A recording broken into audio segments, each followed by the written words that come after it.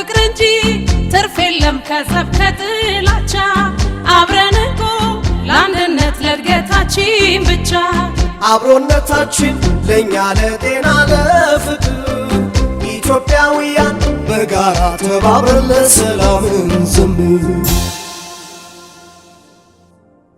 ኮሎኔል ዶክተር መኮንን ሙሉነህ ለዚህ ለአብሮነት ፕሮግራም እንግዳችን ስለሆኑ ከልብ እናመሰግናለን።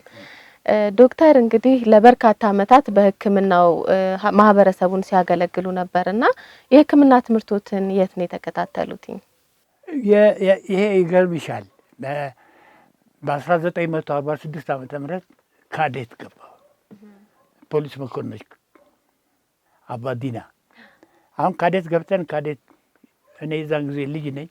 የወሰንኩት ግራና ቀኝ አይቼ አይደለም ዝም ብሎ ብቻ። ስለዚህ ግን ካዴት ከገባሁ በኋላ አዛዣችን ጀነራል ጽጌ ሞቱ። እሳቸው ነበሩ። እሳቸው አሁን የሕክምና ክፍሉን ለማጠናከር ሰራዊቱን በተለያየ በፊት እንግሊዞች ነበሩ። አሁን እሳቸው ምክትል አዛዥ ሆነው መጥተው አዛዥ ሲሆኑ ፖሊስ ሰራዊትን ማሻሻል ፈለጉ። ከሚያሻሽሉት አንዱ ነገር የሕክምና ክፍሉ ታካሚዎች ከክፍለ ሀገር መጥተው ሚኒሊክ ሆስፒታል ነበር የሚሄዱት። ተራ ሲጠብቁ በረንዳ ላይ ተኝተው ነው የሚታከሙት ነበር። ስለዚህ አሁን ምንድነው እንጂ ሰውዬ የነበራቸው አስተሳሰብ ፖሊስ ራሱ የሕክምና አገልግሎት ክፍል ያስፈልገዋል እና እሱን ማጠናከር አለብኝ ብለው ጎንደር ገና መጀመሩ ነው። በ1947 ዓመተ ምህረት ጤና ጥበቃ ኮሌጅ በዓለም አቀፍ ድርጅት በአሜሪካና በኢትዮጵያ የተቋቋመ ድርጅት ነው። እዛ የጤና መኮንንነት ኮርስ በሽታን የመከላከል ነው ትልቁ ተግባሩ። ያንን ኮርስ ይሳተፉ ተብሎ የመጀመሪያው ቡድን ከፖሊስ ከጦር ሰራዊት ከክቡር ዘበኛ በ47 ሄዱ። እኛ ልክ በ47 ትምህርታችንን ጨርሰን ስራም አልሰራንም። ፈተና ትፈተናላችሁ፣ ለሕክምናው አገልግሎት ለፖሊስ ስለምታስፈልጉ ፈተናውን ካለፋችሁ ጎንደር ጤና ጥበቃ ኮሌጅ ትሄዳላችሁ ተባል። እውነትም ተፈተን 7 አለፍን። አሁን ጎንደር በ48 ዓመተ ምህረት ሄድን። ሕክምናውን የጀመርኩት ትምህርቱን እዛ ነው። ኮሎኔል የሚለውን ማዕረግ መቼና እንዴት አገኙት? ካዴት እንግዲህ ስንትን ስል ስመረቅ በወታደርነት ነው። ከካዴትነት ምክትል መቶ አለቃ ምናምን እያለ ሄዳል። ስለዚህ አሁን እኔ እንደውም ትምህርት ላይ ስለነበርኩ ኮሎኔልነትም አላገኘሁ። ልክ ከውጭ ጨርሼ ስመጣ በጃንሆይ ጊዜ ኮሎኔልነት አገኘሁ። ለተና ኮሎኔል ደርግ ደግሞ ወደ አሁኑ ገና ስልጣን እንደያዘ የኔ ጓደኞች እንደውም የሀገር አስተዳደር ሚኒስትር ነበር። በኋላ አምባሳደር ሆኖ አሜሪካ ሄዶ አሁን ሞተ። ስለዚህ ከኔ ጋር የተመረቀ ነው። ስለዚህ አሁን እነሱ ያ ማዕረግ ሙሉ ኮሎኔልነት ሰጡኝ። ያ ማዕረግ በዛ ነው። በወታደሩ ስርዓት በፖሊስነት ስርዓቱ ማግኘት ያለብኝ የእድገት ደረጃ ነው። ፖሊስ ሆስፒታልም ለ39 ዓመታት ያህል አገልግለዋልና የፖሊስ ሆስፒታል ቆይታዎት ምን ይመስል ነበረ? ፖሊስ ሆስፒታል እንግዲህ ስንጀምር ጤና መኮንንም እያለሁ አንዱ ኮንጎ ደርሼ ከመጣ በኋላ የኔ ጓደኛ ጤና መኮንን ነው፣ ጅማ ነበር። አሁን ጅማ ይጠራኛል ለረፍት እኔን ለማስተናገድ ስሄድ እዛ ለሳምንት ነው የሄድኩት። በኋላ አንዱ ሌላ ጓደኛችን አሁንም አለ፣ ረጋሳ ጉርሙ ይባላል፣ አሁንም አለ። እሱ ምን ይለኛል፣ አንተ መኮንን ፖሊሶቹን ለምንድን ነው የሕክምና የመጀመሪያ እርዳታ ማታስተምሯቸው ይላል። በመሰረቱ እኛም የሕክምና የመጀመሪያ እርዳታ ካዴት ተምረናል፣ ግን በቂ አይደለም። ለምን ብዬ ስለው እዚህ ከተማ ውስጥ አንድ በብስክሌት የሚሄድ ልጅ በመኪና ይገጭና አንድ ጎድጓዳ ቦታ ውስጥ ይወድቃል። ክረምት ነው አለ። እዛ ፊቱ ሙሉ በሙሉ በውሃ ቦይ ውስጥ ነው ያለው፣ ውሃ ውስጥ። ይሄን ልጅ እኔ ላነሳው እግሩን ጎትቼ ከውሃው ላወጣው ይሞታል ብዬ ልጎትተው ስል ፖሊሱ ጮህብኛል። ስለዚህ ብታስተምሯቸው እንደዚህ አይነቱን ነገር እነሱም ያደርጉ ነበር፣ ያንን ሊሞት ያለውን ልጅ ያዳንኩት ብሎ ይነግረኛል። አሁን ምን አደረግኩኝ? እኔ የሕክምና የመጀመሪያ እርዳታ በዛ መነሻ ጻፍኩ። አሁን ያ የሕክምና የመጀመሪያ እርዳታ ወደ ፈረንጅ ሀገር ከመሄዴ በፊት ወደ 3000 ምናምን ያህል ታትሞ አባሎቹን ማስተማር ጀመር። የተሟላ አልነበረም። እኔ ተነስቼ ወደ ውጭ ሄድኩ። ስለዚህ ምንድነው አንዱ ያደረግኩት ያ የሕክምና የመጀመሪያ እርዳታ መጽሐፍ በተለይ ባሁኑ በካራማራ ጦርነት ጊዜ ፖሊሶቹን ሀረርጌ ተጨማሪ አስተምሬያቸዋለሁ ራሳቸውን እንዲረዱ የሕክምና የመጀመሪያ እርዳታ። ሌላ ግን ፖሊስ ሆስፒታል ሲቋቋም እንዳውም እኔ ነበርኩ ተወካዩ ከፈረንጆች ጋር አንደኛ ዕቃ ከሚያመጡት ሁለተኛ እኛ እንዲቀጠር ያደረግነው አንድ ቀዳጅ ሐኪም ጀርመናዊ ነበር። ስለዚህ ሶስታችን ሆነን ሆስፒታሉን ሙሉ በሙሉ ዕቃ አስገብተን ጨርሰን ሆስፒታሉ ስራ ሲጀምር ነው እኔ ወደ ትምህርት የግድ መሄድ አለብኝ ብዬ በ56 ዓመተ ምህረት በ55 አቋቋምን በ56 ሄድኩ። ስለዚህ ፖሊስ ሆስፒታል ውስጥ ያንን ሰራው። ከዛ ተመልሼ ስመጣ ግን ገና ብዙ ሳልሰራ ወደ ሀረር ለ3 ወር ተብዬ ሄድኩ። ግን ሀረር 5 ዓመት ቆይቼ በፈቃደኝነት የዚህ ጦርነቱን የካራማራ ጦርነት የሕክምና የዘመቻው አስተባባሪ እኔ ነበርኩ ቼር ማድረገው።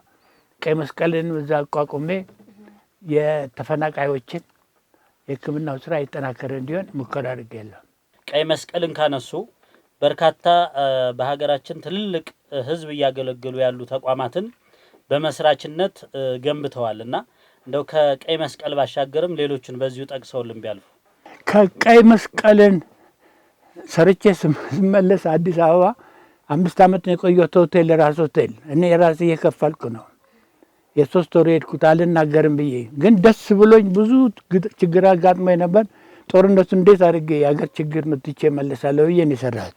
ከዛ ከተመለስኩ በኋላ ከኔ ጋር ሀረር ይሄ ችግር መኖሩን ስንወያይ ውሳኔ ላይ ስንደርስ ቀይ መስቀል ይቋቋም ብለን ስንል ከኔ ጋር የነበረ ከዛ ከሀረር መጥቶ የጦር ክፍሉ ኃላፊ እንትን ነው ሐኪም ነው መጥቶ ለሕክምና ትምህርት ለስፔሻላይዜሽን አሜሪካን ሀገር ሄዶ የህፃን ሕክምና ስፔሻላይዝ አድርጎ እንደውም ከህፃን ሰብ ስፔሻላይዝ የህፃናቶች የልብ ችግር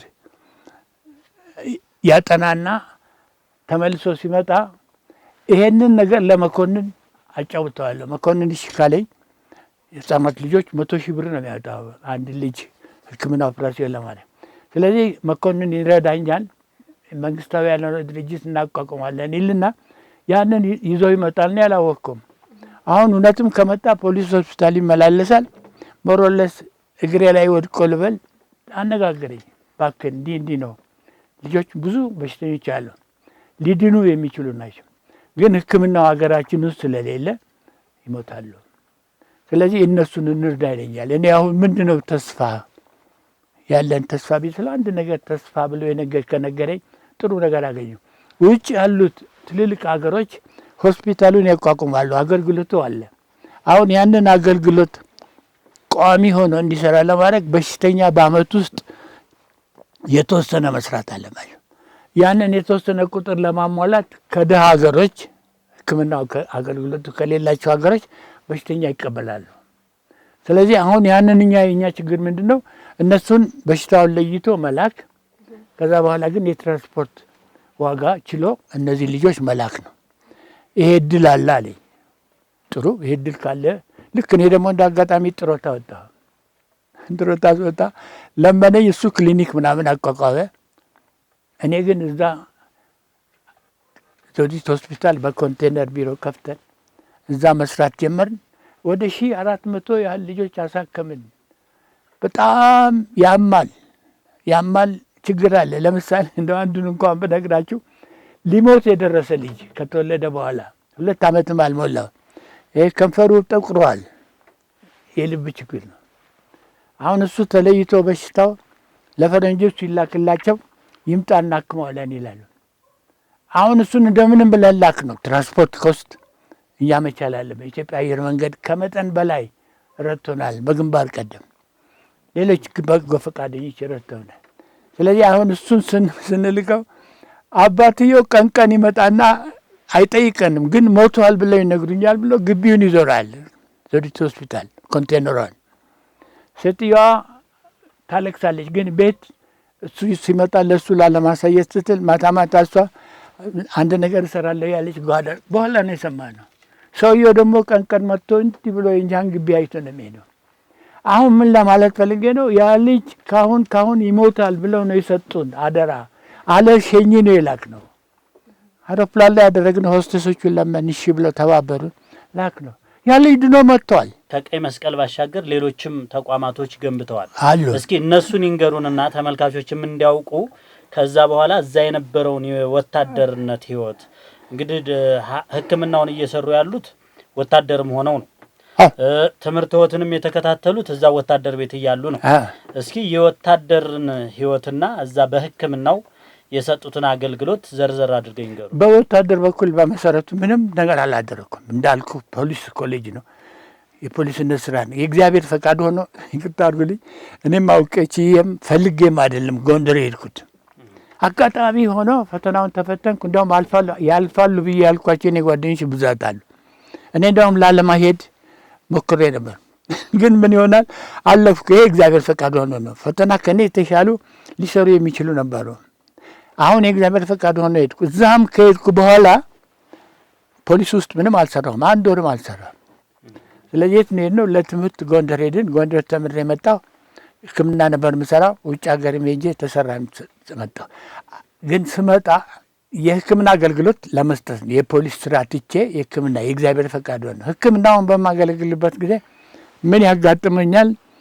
መጀመሪያ ገና ስመጣ ከውጭ ከዩጎዝላቭ እንደኛ ሀገር አይደለም። የዶክትሬት ዲግሪ የተሰጠኝ በመስኮት ነው። እዚያ ቢሮ ውስጥ የተሰራ እንትን ውስጥ መዝገብ ቤት ውስጥ ትሰራ የነበረ ሴትዮ በመስኮት ነው የሰጠችኝ። ልክ እንደ አንድ ዕቃ እንደምን ያንን ያህል ለእኔ ሜንታሊ የምቀበለው አይደለም። ጀስት ቀሎ ነው የተሰጠኝ። ያንን ይዤ ነው የመጣሁት። ስመጣ ኦልድ ኤርፖርት እዛ ነበር። ስመጣ ገና አንዱ የነቃሁት እዛ ዶክተር መኮንን ሲባል ያሉ ሰዎች በሙሉ እኔን ነው የሚያዩት። አልነበረም ዶክተር የዛን ጊዜ ገና አስራት እነ ምናምንም ገና ብዙ አልነበረ እነ ፕሮፌሰር አስታት።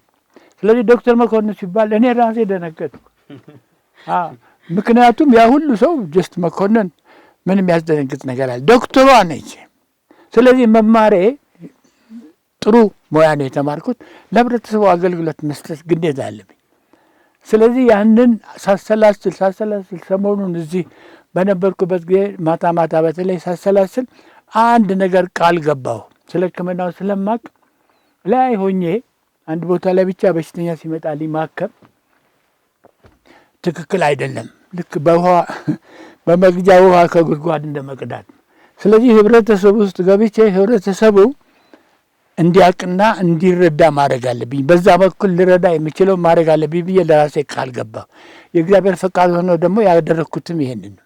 ልጆች የሚያስተምር ሴቶችን ራሳቸውን እንዲችሉ ፋይናንሻል ፕሮብሌማቸውን ሶልቭ የሚያደርግ የተለያየ የሙያ ትምህርት የሚያስተምር ነው።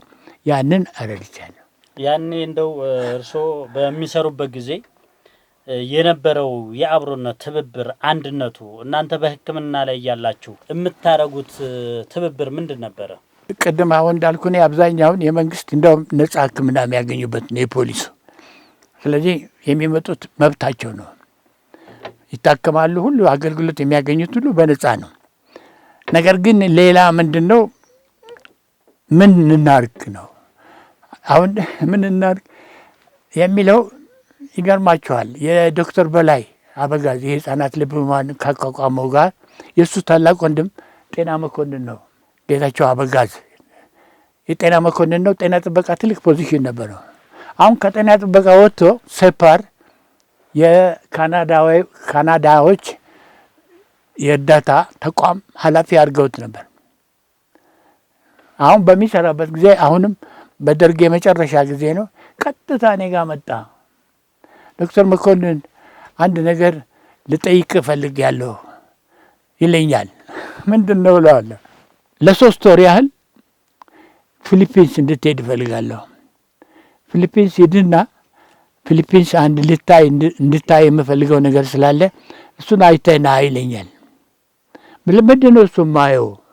እኔ አሁን የመሰለኝ የፖኬት መኒ ገንዘብ የሚሰጡት አለ አይደለም፣ ገንዘብ ይሰጣል። ያላየሁትን ሀገር ሄጄ የምጎበኝ ምናምን እንደዚህ ዝም ብሎ ያውም ብዙ እንትን የለንም ነው የመሰለኝ።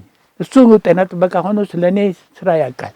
ኋላ ምንድን ነው ብዬ ስለው ምንም ሊነግረኝ አልቻለም። በቃ ስለዛ እንዳየው የፈለግከው ድርጅት መጽሐፍ የተጻፈ ወረቀት ካለ ወይም ፊልም ነገር ካለ ልይለዋለሁ። አሁን ያንን በማይበት ጊዜ ምንድን ነው እብድ ሐኪሞች የሚባሉ ተፈጥረዋል። በአንድ ወቅት ላይ የሀገሩን ችግር አሁን የኮሚኒቲ ፓርቲሲፔሽን የሚለው እነዚህ እብድ ሐኪሞች ምንድን ነው ያደረጉት? አንዱ የመጀመሪያ ሲጀምር የሀብታም ልጅ ነው። አባቱ ሐኪም ነው። እሱ አባቱ ትልቅ ወይራውስ ግምጃ ቤት ነበረው፣ ባዶ ነው። ስለዚህ ምን ያደርጋል? ያንን ሴንተር ያደርጋል ሆስፒታል ለመስራት። ሌሎቹ ጓደኞቹን በጎ ፈቃደኞች ያስተባብርና የተለያየ ነገር አምጡና የማህበረሰብ ጤና አገልግሎት እንጀምር ይላቸዋል። በዚህ የተጀመረ ነው። አሁን እነዚህ እዛ ፓርቲሲፔት አድርገው ያንን ድርጅት ያቋቋሙት ምን ይባላሉ? እብድ ሐኪሞች። እብድ ሐኪም ግን ያ ድርጅት በ10 ዓመት ውስጥ የት ደርሷል? ይቅርታ አድርጉልኝ፣ በሽተኛ ማጓጓዣ ጀልባ መርከብ አለው፣ አይሮፕላን አለው። ለምን? ሐኪሞቹን አስተባብረው ያንን ድርጅት እንዲያጠናክሩ፣ የሄልዝ ኢንሹራንስ ያን ድርጅት እንዲያጠናክር፣ ማንኛውም የግል ሆስፒታል ያለው ደሞዝ እየተከፈለው ይሰራል። ከሆስፒታሉ ከሚገኘው ኢንካም ሼር ያገኛል። ስለዚህ በዚህ ሰክሰስፉል ሆነው ነው ያደረጉት። ስለዚህ መጨረሻ ላይ አንድ ቦታ ላይ ሲደርስ በጣም ለኛ ሀገር ይጠቅማል። 3 ሐኪሞች ሆነን የመጀመሪያ ጥናት ማድረግ ጀምረን ስንጠና ለመሄድ ፈቃደኛ ሆኜ አሁን ምን ይሆናል? ደርግም ወደቀ፣ ያም ከሴፓር ተቋረጠ። ወደ ፊሊፒንስ መሄድን አቋረጡ። ምን ለማለት ፈልጌ ነው? አሁን ተጀምሯል በተዘዋዋሪ መንገድ የህብረተሰብ ጤና አገልግሎት የሚል ቬሪ ኢምፖርታንት። አቅማችን አናሳ ነው በመንግስት ደረጃ። ግን አሁን አንድ ሰው በየወሩ ኢንሹራንስ ቢከፍል የተወሰነ ገንዘብ ያንን አሰባስቦ ማዕከል ካለ በጥሩ መንገድ ሕክምና ድርጅቱን አቋሙን ማጠናከር ይችላል። ስለዚህ ፈልጌ ነበር አሁን ቅድም እንዳልኳችሁ ፊሊፒንስ ለመሄድ።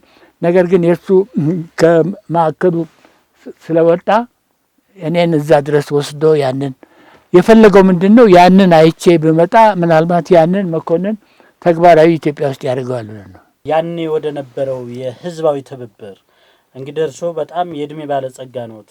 90 ዓመት እድሜ አስቆጥረዋል። አሁንም ገና ብዙ ይኖራሉ። ገና ጎልማሳ ነዎት። ስለዚህ ያኔ የነበረው የሀገር ፍቅር፣ የህዝቦች ትብብር፣ አንድነቱ ምን እንደሚመስል ያኔውን ይንገሩንና ወደ አሁኑ ይመጡልናል። ገና ሕፃን እያለሁ የነበረው አንድነት ማመን አትችልም። እኔ በዚህ ሲሄድ የሚያገኙ የሰፈሰቦች ናቸው። እኔ በጣም ሕፃን ነኝ። ሞሮሌስ 10 ዓመት ውስጥ ምናምን እጄን አንቀው ይስሙኛል። ግንባሬን የከሌ ልጅ ነው የሚሉት። በሙሉ በሄድንበት ቦታ ሁሉ የሚያሳዩን ፍቅር ነው። ሌላ ደግሞ የምትመለከተው ምንድን ነው? ሀዘን ይኑር ሰው ፓርቲሲፔት ሲያደርግ ነው። ሰርግ ምናምን ይኑር። እንዳውም ትዝ ይለኛል እንትን ላይ በራፍ ላይ ቁጭ ብሎ ገንዘብ የሚቀበል ሰው የምትሰጠውን ገንዘብ ይቀበላል። ለማን ነው? ለሙሽሮቹ መኖር አለ እንትን ሌሎቹ የምግብ የሚበላ የሚጠጣ ነገር ተሸክመው የኮሚኒቲ ፓርቲሲፔሽን አንብልበብል ጸጋ ባህላችን ያ ብዙ ነገር አስተምሮናል። ያ ለረጅም ጊዜ አሁንም አለ ባይዘው አሁንም አለ። ቀነሰ። አሁን ግን የቀነሰው ምንድነው ብለህ ብትለኝ ዘመናዊነት ያመጣው ችግር ነው። ያንን እንወጣለን። ግን እዚህ ላይ ተስፋ አልቆርጥም። ባህላችን እንደዛ ነው። ያን ይዘን አልሄድንም። ዘመናዊነት ብለን አመጣን። ያ ዘመናዊነት በተለይ ተማረ በሚባሉት ግሩፖች ውስጥ ችግር አለ። ያን ችግር መቋቋም ስላልቻሉ አሁን እነሱ ወዴት መጡ? ይሄ አዲሱን ስርዓት ለመውሰድ ወደ ይት ገቡ። ወደ እንትን ውስጥ ገቡ ከአላግባብ የራሳቸውን ለመጥቀም ብቻ። ስለዚህ ያ ደግሞ ምንድነው እንደ አጋጣሚ ሆነው አንድ ወቅት ላይ ዩጎዝላቪያ ያለው ጃንሆይ መጡና ኤምባሲ ትልቅ ግብዣ ተደረገ። እኛ መኮንኖች ነን ያን። ስለዚህ ተማሪዎች ሁሉ ተጋበዝን። ኤምባሲው የጃንሆይ ስለመጡ ተጋብዘን እንትን ስንል ከሀገሩ የተጋበዙ ትልልቅ ሰዎች አሉ፣ ወታደሮች፣ ሲቪሎች፣ ፖዚሽን ላይ ያሉ። አሁን ምን ይሆናል? አንዱ ጀነራል፣ ሽማግሌ ጀነራል ቋንቋችንን ይችላል ብሎ እኛ ተማሪዎች ስለሆን እኛ ጋር መጣና ከኛ ጋር ማውራት ጀመር። ሲጀምር ምንድን ነው የጠየቀን? ጎበዝ እስኪ ልጠይቃችሁ ጥያቄ። እዚህ ተምረው የሄዱ አገራችሁ ምን ፍሬ ያለው ነገር ጥሩ ነገር ሰሩልና ይጠይቃል። ሲጠይቅ ከነበሩት ጓደኞቻችን አንዳንዶቹ ተነሱ፣ ምን ይረባሉ አይረቡም፣ ሴት መጠጥ፣ ሲጋራ ምናምን ነው የሚያደርጉት ብሎ ያወራለታል። አሁን ያ ሽማግሌ ይደነግጣል። እንዴ ጎበዝ፣ እንደዚህ እኮ ነው ዘመናዊነት የሚጀምረው። ስለዚህ ተው እንጂ አላቸው። ስለዚህ አሁንም ምንድነው የፈለጉት? የምናየው ነገር ዘመናዊነት ያመጣው ጣጣ ነው። ልክ ህፃንን ሲስሙ ከነላጩ ነው የሚባለው ተረት ያ ነው። ቆንጆ ነው፣ ደስ ይላል፣ ካልሳምኩት ትላለህ፣ ግን ላጩ አለ። አሁንም ዘመናዊነት የዛ አይነት ችግሮች አሉ። ያንን ለማለፍ ግን መስራት አለብን። ተመልካቾቻችን ለአብሮነት ፕሮግራማችን ጠቃሚ የሆኑ ሀሳብና አስተያየት ሲኖራችሁ ከታች በተቀመጠው ስልክ ቁጥር በመደወል አስተያየታችሁን መስጠት ትችላላችሁ። እኛም የእናንተን ሀሳብ ከኛ ሀሳብ ጋር ጨምረን ለህዝብ የምናደርስ ይሆናል ማለት ነው። አሁን ካነሱት የሕክምና ክፍተት ጋር ከስነ ምግባርም ጋር ይህንን በምን ማለፍ እንችላለን ብለው ያስባሉ? እንደ ሀገር ሂደት ነው። አንዱ ሂደት ጊዜ ይጠይቃል።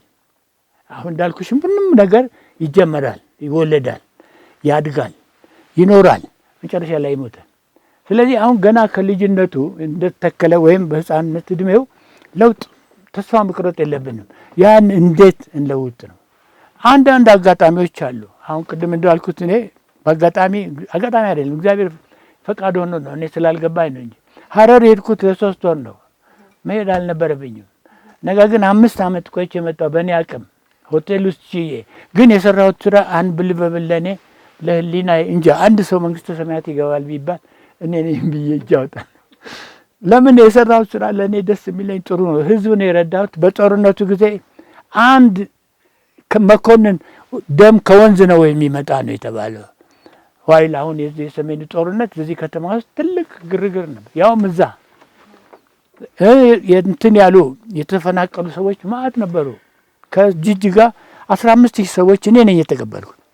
ስለዚህ እነዚህ ወጣቶች የቀይ መስቀል ወጣቶች ያስተማርኳቸው አንዳንዱን እንደውም እኔ ነው የሚሉኝ። በቀደም እንዲህ ብለዋል ነበር፣ አሁን እንዴት እንዲህ ይሉናል። ስለዚህ ምንድነው እነሱ ሆስፒታሎቹን እንደፈለገው አድርገን ብናጠናክር 1000 አልጋ ነው የሚይዘው የመኝታ። ስለዚህ አዲስ አበባ መላክ ነበር። ግን 4000 አልጋ ነበረኝ በሽተኛ ያለው። ከየት አመጣው ብለሽ ብትይ መምህራን ማሰልጠኛ ኮሌጅ 1000 አልጋ ነበረው የተማሪዎች። ያንን ሌላ ይዘውት የነበረውን እሱን አስወጥቼ በሙሉ ሆስፒታል ነው ያደረኩት፣ ጊዜያዊ ሆስፒታል። የአካዳሚ መኮንኖች እጩ መኮንኖች የሚተኙበት፣ የመኮንኖች የሚኖሩበት የፈረንሳይ ካምፕ፣ ያን ሁሉ አጠናክሬ 4000 አልጋ ነበረን። 4000 አልጋ ውስጥ አንድ ሐኪም፣ አንድ ነርስ፣ ምናልባት 1 ወይም 2 ድሬሰሮች ናቸው። አብዛኛዎቹ ወዲያ ወዲህ የሚሉት ወጣቶች ናቸው፣ ምንም የማይከፈላቸው በጎ ፈቃደኞች። እርሶም በጎ አድራጎት ላይ ይሳተፋሉ? ካለምንም ክፍያ እንደውም ያገለገሉበት ጊዜ ይበዛል ይባላል እና እስኪ እንደው በነፃ ማገልገል፣ ሀገርን መርዳት፣ ህዝብን ማገልገል የሚሰጠው ውስጣዊ ደስታ ምን ይመስላል? አሁንም እንደው አለ በጎ ፈቃደኞች እየተባለ አሁንም ወጣቶች ይሰራሉ በጎ ፈቃድ ላይ እና እርሶ ደግሞ በስፋት በብዛት ስላለፉበት ምን ደስታ ይሰጣል? በጎ ፈቃድ ሁለት ነገር ልንገርልህ፣ ምናልባት ሙሉ በሙሉ ያስረዳልኝ ይሆናል። አንደኛው ሁላችንም ኖርማሊ ትምህርት ቤት እንማራለን፣ ከትምህርት ተምረን ጨርሰን እንወጣለን፣ እንሰራለን፣ ኖርማል ላይፍ ታግብተን ምናምን እንኖራለን። ሁሉ ስትመለከት መብላት መጠጣት የኛ ኑሮ ብቻ ነው።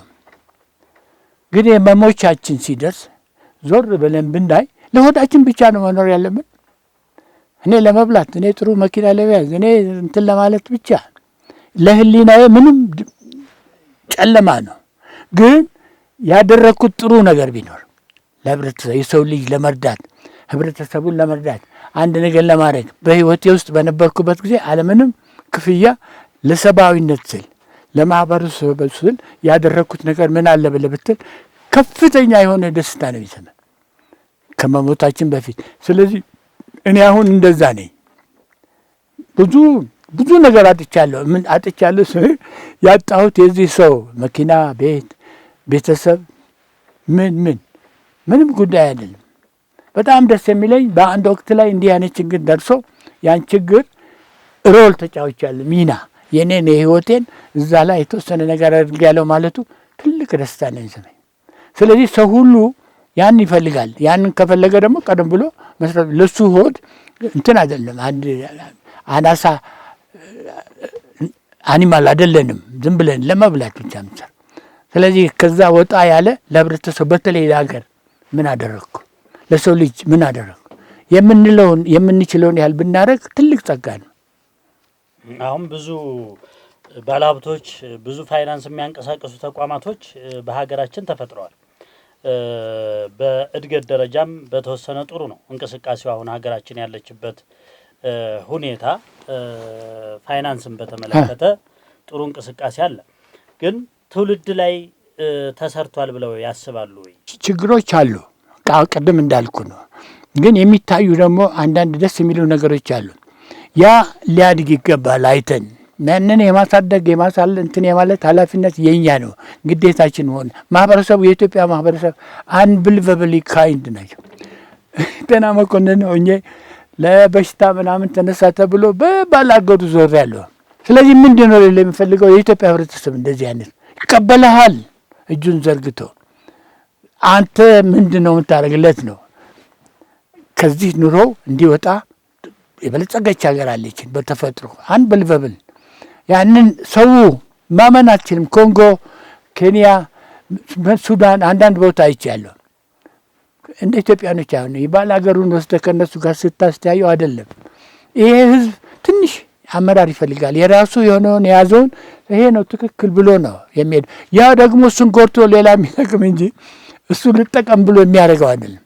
ግን አሁን እሱ ሊጠቀም የሚለውን የድሮዋ የነበረችዋ ባህል ስለሌለች በዘመናዊነት የሚጠናከርበት መንገድ ማድረግ አለብን። ስለዚህ ማንኛውም የሚችል ሰው ለበጎ አድራጎት ለህብረተሰቡ የማህበረሰቡ ድጋፍ የአንድ ሰው ስራ አይደለም፣ የብዙ ሰው ስራ የሚጠይቅ ነው። መልካም እንግዲህ ከአብሮነት ጋር ያይዘን ዶክተር እንደ ሀገር ለመቆም እና ለመጽናት የኔ ብቻ ከሚል ስሜት ወጥተን የጋራ እሴቶቻችንን ጠንክረን ማሳደግ አለብንና ለትውልዱ ምን ምክር ይለግሳሉ? ይሄንን በተመለከተ አሁን ለምሳሌ ድርቅ ወይም አሁን ቅድም እንዳልን አዲስ አበባ ውስጥ የቤት ቃጠሎ ወጣቶች አሉ አይደለም ያለው ምን እናርግ? የእነሱንም እንይዛቸዋለን፣ እናስተምራቸዋለን። ስለዚህ ምንድነው እሳት ቢነሳ ወጣቶች ናችሁ፣ በዚህ እድሜ ውስጥ ያላችሁት እንዲህ ታረጋላችሁ፣ የምታደርጉትን ደግሞ የሚያስፈልጋችሁ እዚህ ተሟልቷል ብለን ብንላቸው አንዱ ከአንዱ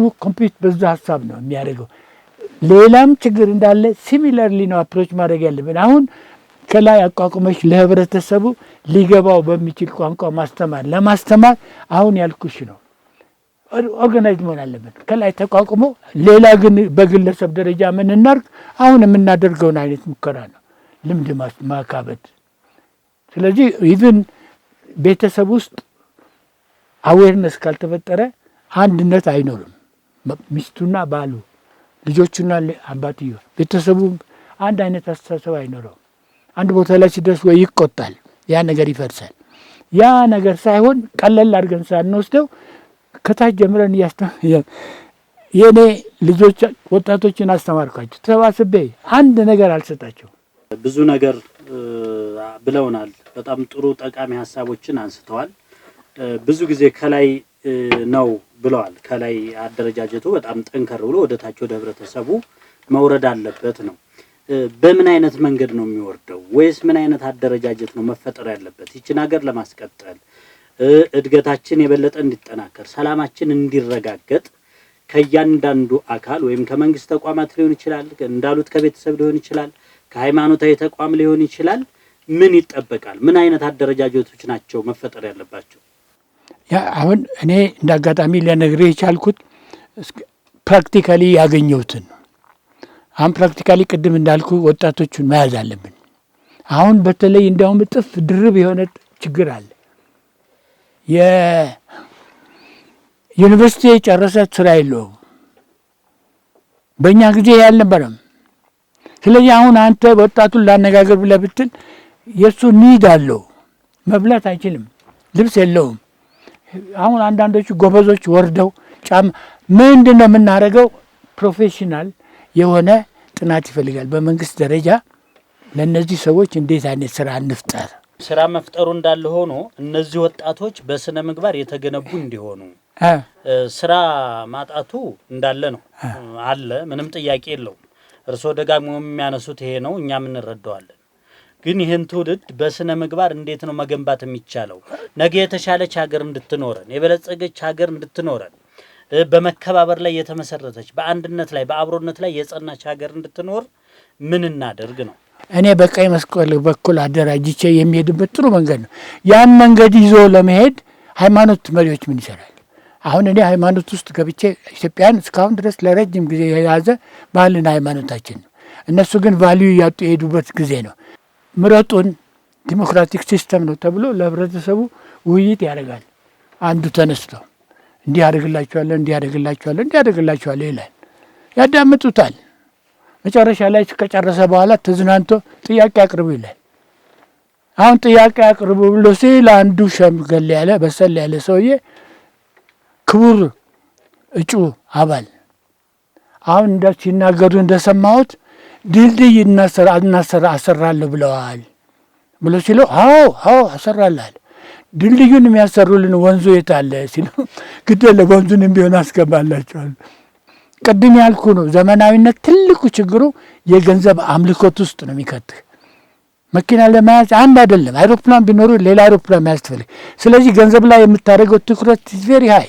ያንን ሚኒማይዝ ለማድረግ በሙያ አንጻር ወጣቱን ሊያሳምኑ የሚችሉ በተለያየ አቅጣጫ እንደ እድገት ደረጃው ኢንጌጅ ሊያደርግ የሚችልበት ይፈለግ። እነዛ የሚደረጉት ነገሮች ደግሞ አስተማማኝ ይሁኑ፣ ውጤት ያላቸው። ልክ በፊት አባቶቻችን እንደሚያዩት አባቶቻችን ቅድም ነገር ያለው ለአድዋ ጦርነት ከ1000 ኪሎ ሜትር በላይ በእግራቸው ሄደዋል። አሁን እኔ 1 ኪሎ ሜትር ብትለኝ አልሄድም። ስለዚህ ያ ምንድን ነው የዛ አይነት ባህል ፈጠርክ። አሁንም የዛ አይነት አስተማማኝ የሆነ ሀሳብ ለመፍጠር ፕሮፌሽናሎች ገብተው አጥንተው ያንን እንዴት ተግባራዊ እናድርገው የሚለው ጥሩ ነው። ማህበረሰቡ ተሳትፎ ምንም ማድረግ አልችልም።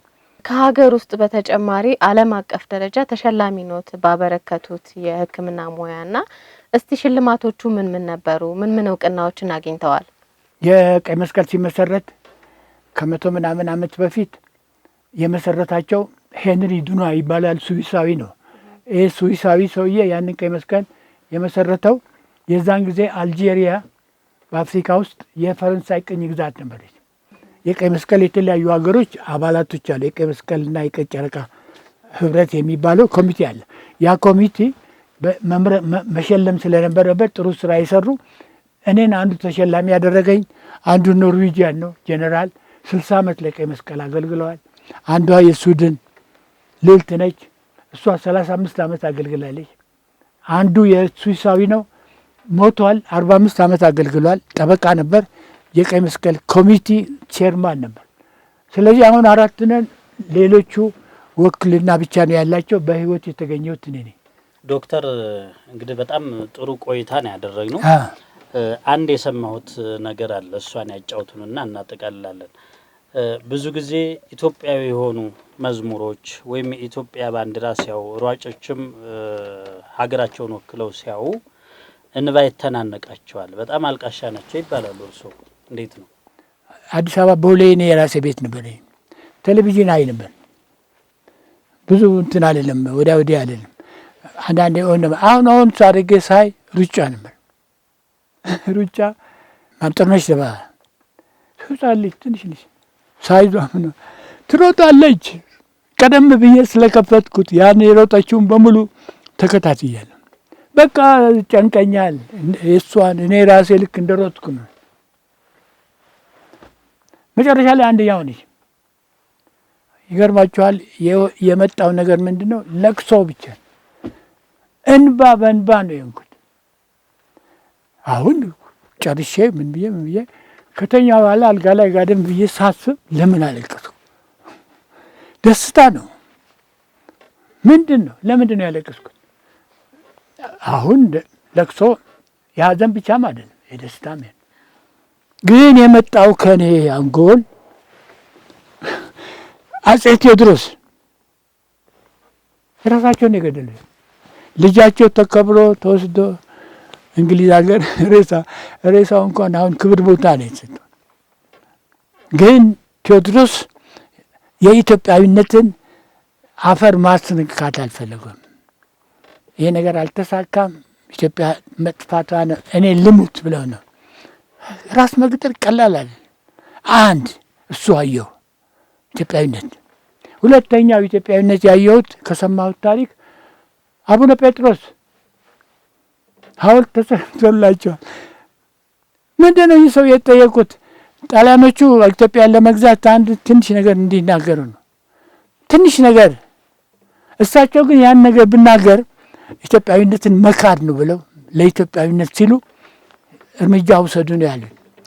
ኢትዮጵያዊነት ለእያንዳንዳችን አሁንም አለ። ይቅርታ አድርግልኝ፣ አሁንም አለ። ስለዚህ ኢትዮጵያዊነት የዛ አይነት ጥልቀት ያለው ስሜት ነው መኖር ያለበት። ለትንሹ ለትልቁም ለገብቱ ለምኑ አይደለም። ያ ሚኒመም ግን ያንን አሁን ኦርጋናይዝ የሚያደርጉልን ሰዎች ነው ያጣነው።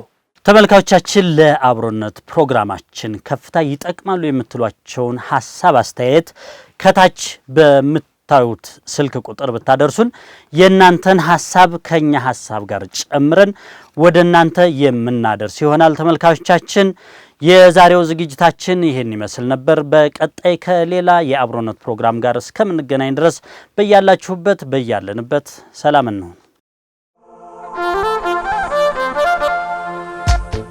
ከፍቅር እንጂ ትርፍ የለም ከጸብ ከጥላቻ አብረን እንቆ ለአንድነት ለእድገታችን ብቻ አብሮነታችን ለእኛ ለጤና ለፍቅር ኢትዮጵያውያን በጋራ ተባብረን ለሰላም እንዘምር።